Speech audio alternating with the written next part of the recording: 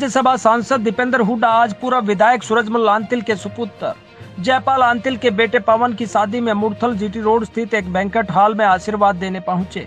इस दौरान दीपेंद्र हुड्डा ने यहां मौजूद बुजुर्गों का हाल जाना और आशीर्वाद लिया। वह विजेंद्र आंतिल और जयपाल आंतिल को शुभकामनाएं देते हुए पवन को आशीर्वाद दिया। इस दौरान दीपेंद्र हुड्डा ने प्रेस से बात करते हुए पिछले दिनों केंद्रीय मंत्री नितिन गडकरी द्वारा सोनीपत से 304B हाईवे और खेवड़ा बहालगढ़ बाईपास के उद्घाटन पर मुख्यमंत्री मनोहर लाल के शामिल होने पर कटाक्ष करते हुए कहा कि मैं आज मुख्यमंत्री की एक चिट्ठी जारी करना चाहता हूं प्रेस के सामने, जिसमें 16/11/2018 को मुख्यमंत्री मनोहर लाल खट्टर ने एक चिट्ठी लिखी केंद्रीय मंत्री गडकरी जी को कि नेशनल हाईवे 334B की कोई जरूरत नहीं है। खासकर लिखा कि बाईपास खेवड़ा बहालगढ़ सोनीपत बाईपास की कोई आवश्यकता नहीं है प्रदेश की जनता को, और ये कहा कि इसे डी-नोटिफाइड किया जाए। 2013 में उसके बाद ठंडे बस्ते में चला गया। जब मैंने दोबारा से प्रयास किया 2016-17 में काम शुरू कराने के लिए, तो मुख्यमंत्री जी ने आज मैं एक चिट्ठी इसकी सार्वजनिक करना चाहता हूँ। 16/11/2018 को खट्टर साहब ने चिट्ठी लिखी गडकरी जी को कि ये नेशनल हाईवे इसकी ज़रूरत नहीं है, और विशेष तौर में उसमें लिखा कि खास तौर पे बाईपास खेवड़ा, बाईपास बहालगढ़ सोनीपत की कोई भी आवश्यकता नहीं है हरियाणा प्रदेश की जनता को।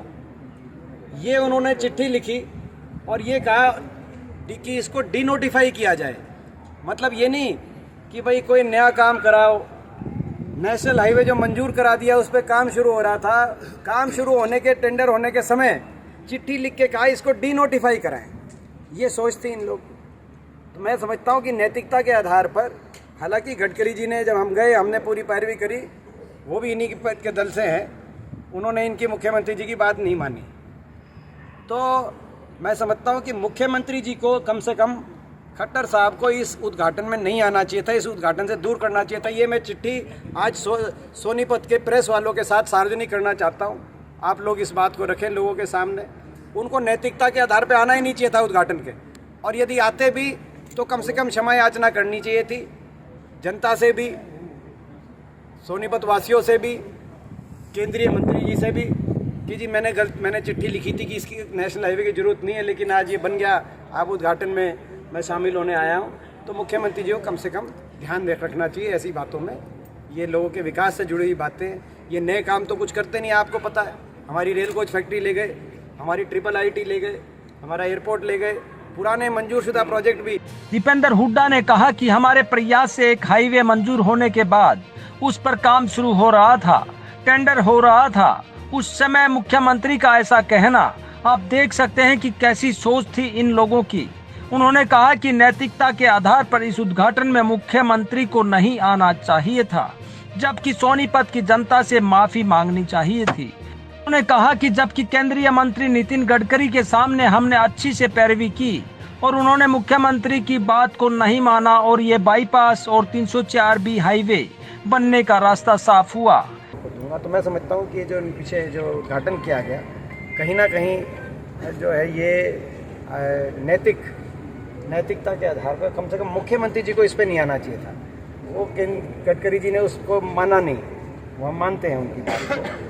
तो मगर मुख्यमंत्री जी को, हरियाणा के मुख्यमंत्री जी को इस कम से कम उद्घाटन से दूर रहना चाहिए था, ऐसा हमारा मानना है। वो लेटर की कॉपी आपको सब तक हम पहुँचाएंगे। इस दौरान उन्होंने प्रदेश की बिगड़ती कानून व्यवस्था पर सवाल खड़े करते हुए कहा कि रोहतक में मुख्यमंत्री के शहर में रहते हुए 2,62,00,000 की लूट हो जाती है। प्रदेश में ये सरकार पूरी तरह से फेल हो चुकी है।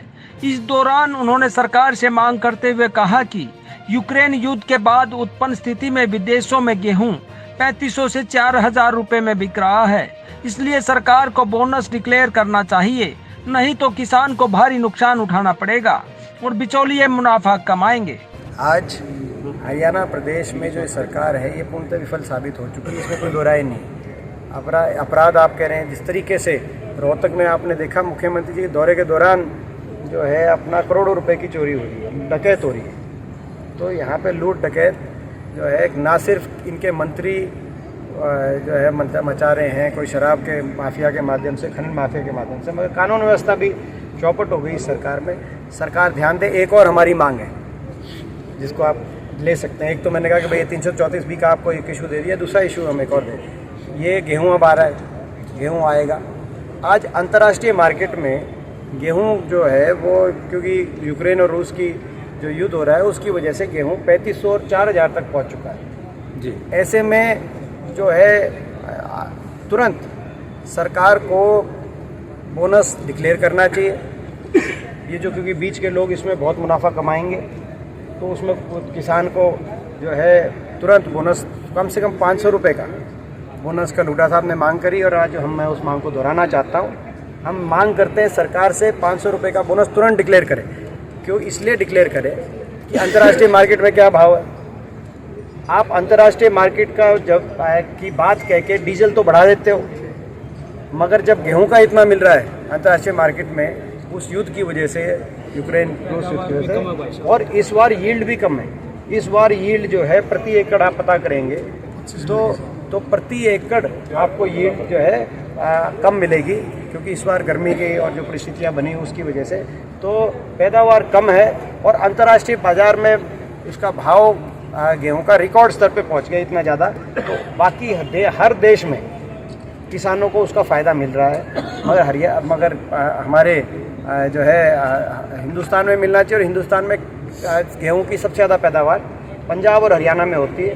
तो इन प्रदेशों के अंदर 500 रुपये का बोनस तुरंत ये प्रदेश सरकारें डिक्लेयर करें, हमारी मांग है। दौरान उनके साथ सोनीपत विधायक सुरेंद्र पवार, सोनीपत मेयर निखिल मदान, पूर्व विधायक जयतीर्थ आंतिल, गोहना विधायक जगबीर मलिक, प्रोदा विधायक इंदुराज नरवाल, वरिष्ठ कांग्रेस नेता जसपाल आंतिल व अन्य कार्यकर्ता मौजूद रहे। जगत महान न्यूज के लिए सोनीपत से तेजवीर सिंह की रिपोर्ट।